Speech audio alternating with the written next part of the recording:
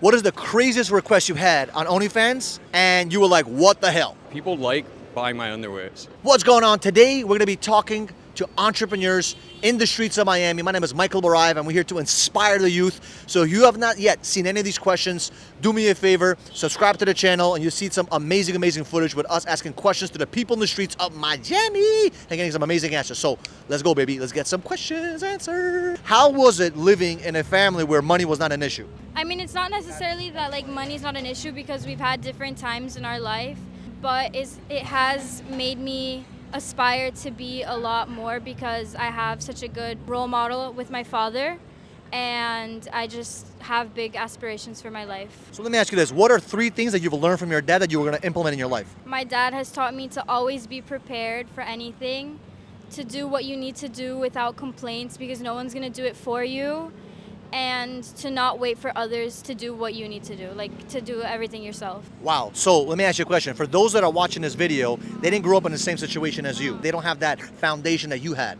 What would you tell them? I would tell them, visualize the life that you want and go get it, no matter what it takes.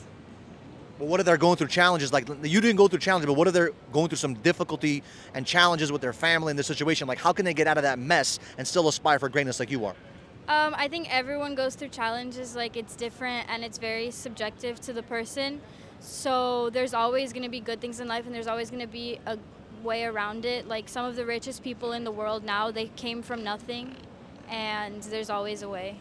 I think there should be a basic free healthcare for every single human in this country. Illegal, legal, whoever you are. Then on top of that, you self-pay for everything. Break away from all private insurance companies. Totally get rid of them. You have Medicare for all. Then everybody will be happy that they get basic, real health care. I don't believe that America has the capability to do that, though. You worked in how many countries? 3 countries, as a doctor. And you tell me the healthcare system is broken in almost every country. Every single country. People argue that the European system is better because in Europe, you want to see a doctor, you can see them, they'll give you a number, same in South America, but they don't have as much advanced care as we do here. If you're really sick, if you have a complicated diagnosis, a rare cancer, this is the place to be. But unfortunately, like 70% or something crazy like that of all medical fees in America going to administrative fees.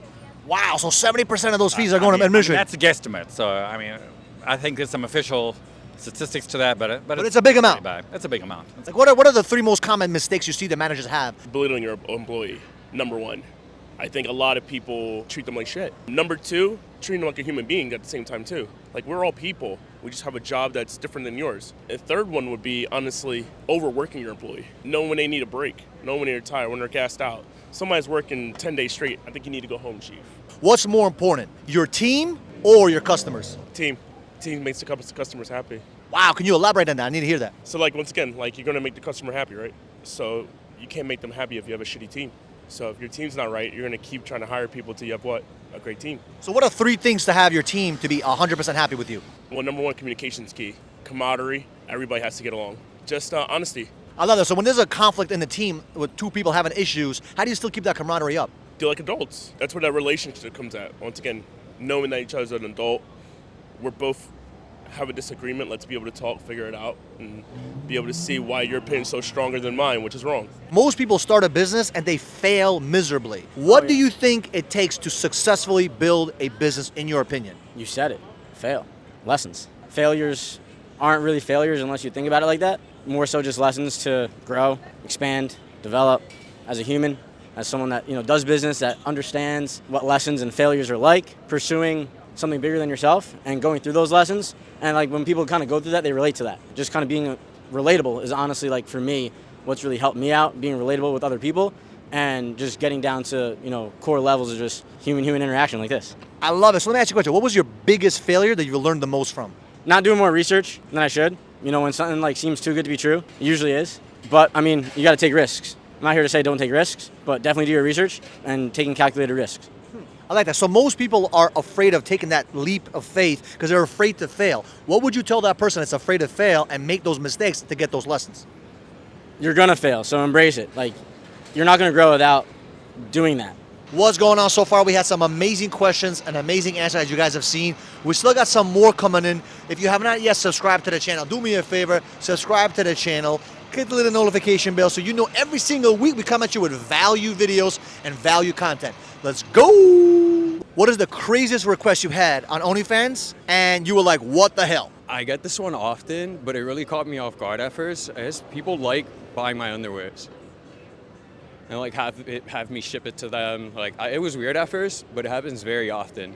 Like sweaty from the gym? Like sweaty from the gym. I can get into more details, but I've gotten that request. And what's the most amount of money you made on one transaction like that? Maybe like $350. So someone paid $350 for used drawers. Yeah. That's wild. He not only did he buy the drawers, paid shipping and paid $350. I think I've done it like maybe 5 to 7 times since like April. So you just started making 10K a month. Yeah. A guy that wants to get into this industry, what are 3 tips you would give them to get into the industry and to start making at least 10K a month? 1, not give a f. 2, build an audience. And 3, depends. I'm gay, so I feel like it's easier for me as a man because I could just capitalize on like the gay audience. So you capitalize on the men. Yeah. How do you figure out what your passion is when you're so young in your early 20s? I find that passion for myself. I say like, what can I do to be creative? Like yourself, guys. You want to create some content. You want to create things. So you're probably passionate about like to create content that's gonna be useful for your viewers, for people that gonna view your content, your videos. So that means it's a passion right there. So that means you start your passion by asking yourself, okay, what can I do to be useful for the society? So that means once you think, okay, I'm gonna find something to be useful for that society, you start being useful. So once you do things not for the dollar, it become more proficient. And then it become also, you start getting succeed. People are gonna start saying to you like, oh, you're a model, you're a star, because you succeed. So what has been the most craziest low you've experienced in the past couple of months? I was technically unemployed for like 2 years doing freelance marketing. So just kind of depending on a deal to be make or break is like a really hard lifestyle, but I know my value, my success that's gonna come with it. So I just kept grinding, and now I moved down here to Miami. I lived in DC, so. Wow, so you kept pushing and pushing and pushing. So what kept you pushing when shit was hitting the fan? My dreams, my aspirations. What is the number one thing you love about being an entrepreneur? Outside of the money, of course, and our rewards and all that stuff, but what else do you love? Definitely being your own boss, kind of like making your own schedule, like experimenting with different things to see what works best, and like just going from there. And it's kind of like not corporate, like you have like these regulations and these rules you have to follow, so it just changes. It makes it a lot easier. As you guys can see, we have some amazing questions with some amazing answers from the streets of Miami. If you have not yet subscribed to the channel so far, do me a favor, share this video and subscribe to the channel. We appreciate you guys a lot, and we'll see you guys in the next video.